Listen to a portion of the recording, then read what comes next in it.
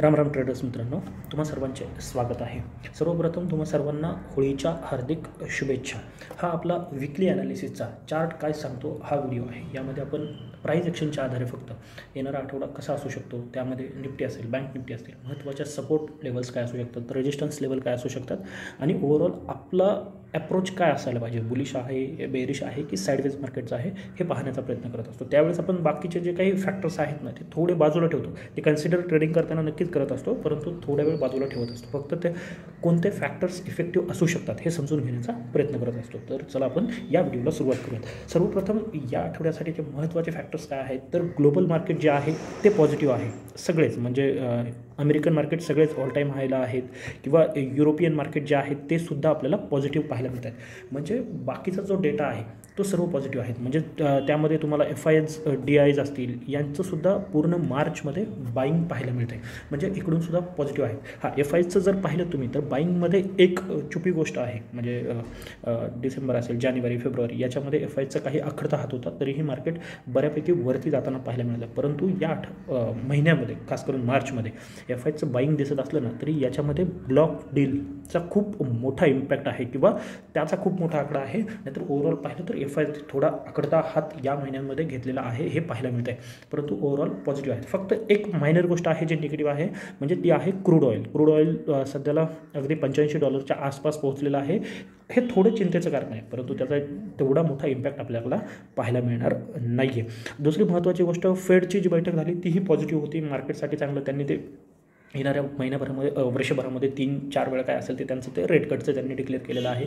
त्याचा एक positive impact आपल्याला गुरुवार शुक्रवारचं जे कामकाज आहे त्यावरती पाहायला मिळालेलं आहे. म्हणजे इकडनं सुद्धा पॉझिटिव्ह आहे. फक्त क्रूड ऑइल आणि दुसरी महत्त्वाची घटना जी शुक्रवार शनिवारी आपल्याला पाहायला मिळालेली आहे ती आहे रशिया युक्रेन वॉर जे आहे ना, ते पुन्हा एकदा रशियाच्या मॉस्कोमध्ये जो काही हल्ला झालेला आहे त्याच्या अनुषंगाने काय होतं आहे का, म्हणजे याच्यामध्ये काही नवीन डेव्हलपमेंट येते का, ते पाहणं महत्त्वाचं ठरेल. जर ती गोष्ट खूप वाढताना पाहायला मिळाली तर आपल्याला थोडं निगेटिव्ह इम्पॅक्ट आपल्या मार्केटवरती पाहायला मिळणार आहे. हे झालं फक्त बाकीचे जे फॅक्टर्स आहेत त्यानुसार आपण मार्केटकडे कशा पद्धतीने पाहू शकतो. दुसरी महत्त्वाची गोष्ट आहे PCR 1.2च्या आसपास आहे, 1.23 आहे, परंतु मंथली एक्सपायरी असल्यामुळे त्याला आपण न्यूट्रल कॅटेगरीत ठेवू शकतो. म्हणजे PCR कडूनही मार्केटला तसं काही अवघड गोष्ट नाही आहे की प्रेशर क्रिएट होईल असंही सध्याला काही नाही आहे.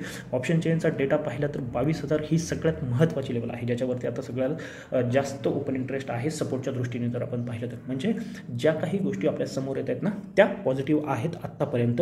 तरी फक्त या दोन गोष्टींवरती याचा जास्त इम्पॅक्ट नाही आहे, पण याच्यामध्ये खूप जास्त काही होताना पाहायला मिळालं जर रशियावरती जो हल्ला झाला आहे तर, आणि तरच आपल्याला डाऊनसाईड ओपन होताना पाहायला मिळू शकते किंवा जे पॅनिक सेलिंग ज्याला आपण म्हणतो ते पाहायला मिळू शकतं. आता हे झालं फॅक्टर्स. आता चार्ट काय सांगतोय किंवा जी प्राईज ॲक्शन आहे ती आपल्याला काय सांगते ना हे पाहण्याचा प्रयत्न करा. मागचा आठवडा जो आपण पाहिला, जर तुम्ही मागचा विकली ॲनालिसिसचा व्हिडिओ पाहिला असेल तर त्यामध्ये आपण या पद्धतीने एक नवीन चॅनलची चर्चा केलेली होती की या चॅनलच्या खाली जर आपण जातोय, एकदम एक मिनिट, तर हा जो चॅनल आहे ना, तर काय होताना पाहायला मिळालं, तो चॅनल पुन्हा एकदा मी इथे ड्रॉ करतो, अगदी परफेक्टली जर ड्रॉ करायचं झालं तर इथे, तर काय झालं ते चॅनलच्या वरती येऊन मार्केट बंद, म्हणजे चॅनलमध्येच बंद होण्याचा प्रयत्न झालेला आहे मार्केटचा. जरी ब्रेक होताना पाहायला मिळालं, एक मोठी वीक येताना आपल्याला पाहायला मिळालेली असली तरीही जास्त निगेटिव्ह काही पाहायला मिळालेलं नाही आहे. आणि कॅन्डलसुद्धा चांगली बनली. वीक जरी मोठा आलेला असला तरीही 22,100च्या आसपास येऊन बंद होण्यात यशस्वी झालेली आहे. निफ्टी खास करून, बँक निफ्टी तर निफ्टीपेक्षाही जरा पॉझिटिव्ह आहे आपल्या दृष्टीने पाहिलं तर. आता या आठवड्यामध्ये आपण कशा पद्धतीने ट्रेड प्लॅन करू शकतो, या आठवड्यासाठी सगळ्यात महत्त्वाची जी लेवल ठरू शकते ना ती आहे 22,180-220. हा जो 40 पॉईंटचा झोन आहे ना तो खूप महत्त्वाचा ठरू शकतो.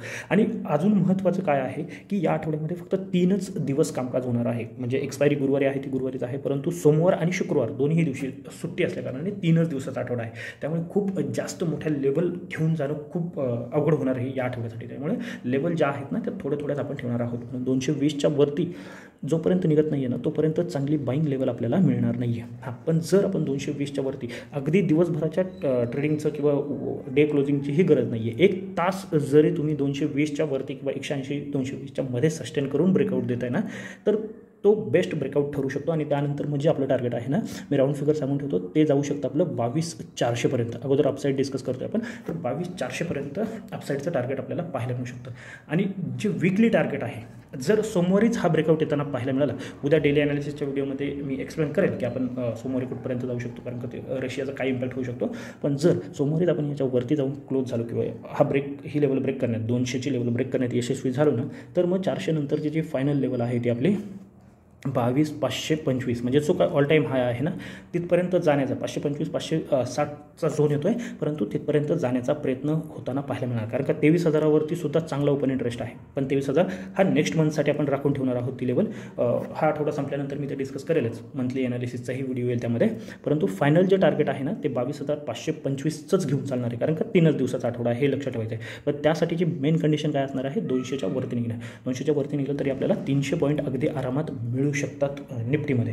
आता डाऊन साईड कुठे आहे, डाऊन साईडसाठी सगळ्यात महत्त्वाची लेवल जी आहे ना ती आहे 22,000.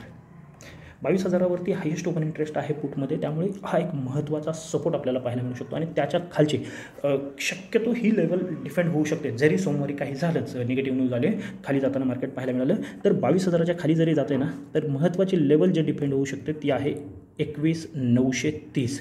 910 930 म्हणजे एक 20-30 पॉईंटचा जो झोन येईल ना, ती महत्त्वाची लेवल डिफेंड होताना पाहायला मिळणार आहे. आणि हीच ह्या आठवड्याची खालची लेवल आपण घेऊन चालू शकतो.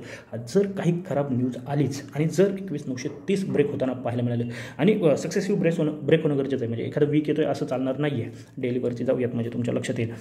जर ब्रेक होताना पाहायला मिळाले ना, तर मग पुन्हा एकदा 21,800 आणि 21,700 किंवा 680पर्यंतचा प्रवास आपल्याला पाहायला मिळू शकतो. तुमच्या लक्षात येईल की हा जो झोन आहे ना तो खूप महत्त्वाचा ठरणार आहे 21,900च्या आसपास. जर तो ब्रेक होतो आहे तर मग 21,800 आणि अगदी 680पर्यंतचा प्रवाससुद्धा तुम्हाला पाहायला मिळणार आहे. 21,800 आणि 21,680 या लेवलची शक्यतो गरज पडणार नाही, हे लक्षात घ्या. या लेवलची शक्यतो गरज पडणार नाही.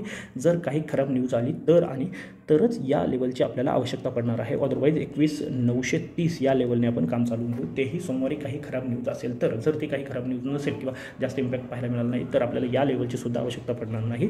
आपण 22,000ने काम चालवून घेऊ आणि मग वरती इथपर्यंत, याच्यावरती म्हणजे हा जो झोन आहे ना तो साईडवेजचा राहू शकतो. मार्केटमध्ये जी व्होलॅटिलिटी आहे, मंथली एक्सपायरी आहे, या रेंजमध्ये राहणं थोडं अवघड आहे. परंतु या रेंजमध्ये काहीही करायचं नाही आहे. एकतर खाली ब्रेक होऊ द्यात किंवा अपसाईडला ब्रेक होऊ द्यात. अपसाईडला ब्रेक झाले तर त्या लेवल आपण ज्या डिस्कस केलेल्या आहेत त्या पद्धतीने आपण काम करणार आहोत. आता बँक निफ्टीमध्ये काय होऊ शकतं, बँक निफ्टीमध्ये हे अगदी तसंच आहे. 3 दिवसाचं कामकाज आहे. जी लेवल खूप दिवसापासून डिस्कस करतोय तीच महत्त्वाची आहे. ती लेवल आहे 47,400. म्हणजे आता 46,800 जवळ असताना लगेच 47,000च्या वरतीच ट्रेड प्लॅन करू शकतो का, नाही. तर 47,050 ही लेवल ब्रेक होताना तुम्ही पहिला ट्रेड प्लॅन करू शकता. लेवल काय आहे 47,050 ही लेवल ब्रेक होताना अगदी थोडं एक तासभर, जसं निफ्टीमध्ये सांगितलं आहे तसं तासभर जर इथे काम होतं ना तर 47,400पर्यंतचं टार्गेट. पण 47,400 हीच महत्त्वाची लेवल आहे, लक्षात घ्या. या लेवलच्या वरतीच एक चांगलं बाईंग येऊ शकतं. आणि जे वीकली टार्गेट आपण घेऊन चालणार आहोत ते आहे 47,950 48,050. हा 100 पॉईंटचा झोन हे आपलं फायनल टार्गेट असणार आहे. म्हणजे जिथे आपण बंद आहोत तिथून 47,050 हे पहिलं, 47,400 हे इम्पॉर्टंट लेवल आहे आपल्याला अपसाईडला. आणि फायनल टार्गेट जे आहे, जर 47,400 ब्रेक होताना पाहायला मिळते ना तर हे टार्गेट नक्की येईल मग आपलं 47,950 48,050. आता डाऊन साईड कुठपर्यंत जाऊ शकते, तर डाऊन साईड जी आहे ना ती 46,600 किंवा 46,550 याच्या खालीच आपली डाऊन साईड ओपन होणार आहे. तेही चांगलं म्हणजे कामकाज होणं याच्या खाली गरजेचं आहे. तिकडेही निफ्टी 22,000च्या खाली येणं गरजेचं आहे. आणि इथे एखाद्या दिवसाचं क्लोज होणं गरजेचं आहे. 46,500च्या खाली जोपर्यंत वन डे क्लोज, मी कोणत्याही लेवलला या आठवड्यामध्ये वन डे क्लोज सांगितलेलं नाही आहे, फक्त 46,500 हीच अशी लेवल आहे जिथे वन डे क्लोज होणं गरजेचं आहे. तरच बँक निफ्टीमध्ये डाऊन साईडच्या लेवल ओपन होतील. त्यानंतर मग 46,000 ही जी लेवल आहे अगदी तिथपर्यंतचा प्रवास आपण पाहू शकतो. आणि तो फास्ट असू शकतो. 400-500 पॉईंटचा प्रवास जो आहे तो फास्ट असणार आहे. आणि त्याखाली मग 45,800पर्यंतचा प्रवास. 45,800च्या खालच्या लेवल सध्या तरी आपण पाहत नाही आहे. म्हणजे 1000 पॉईंट जिथे आहोत तिथून 1000 पॉईंट जास्तीत जास्त आपण डाऊन साईड पाहतोय. कारण का 3च दिवसाचं कामकाज आहे. मार्केट पॉझिटिव्ह आहे, सगळे सेंटिमेंट पॉझिटिव्ह आहे. फक्त रशिया युक्रेन वॉरचं एक आणि क्रूडचा जास्त इम्पॅक्ट पाहायला मिळणार नाही आहे. फक्त रशिया कशा पद्धतीने घेते त्यांच्या मॉस्कोमध्ये जो हल्ला झाला आहे त्याला आणि कशा पद्धतीने रिॲक्ट करते यावरती बाकी सगळं अवलंबून असणार आहे. बाकी जास्त अपसाईडचीच प्लॅन करून आपण या आठवड्यामध्ये मार्केटमध्ये जाणार आहोत. मंथली एक्सपायरी आहे. बुधवार गुरुवार थोडं वोलटाईल मार्केट राहू शकतं. जर ही माहिती आवडली असेल तर नक्की या व्हिडिओला लाईक करून चॅनलला सुद्धा सबस्क्राईब करून घ्या. तर आजच्यासाठी एवढंच. धन्यवाद. जय हिंद, जय महाराष्ट्र. Keep trading.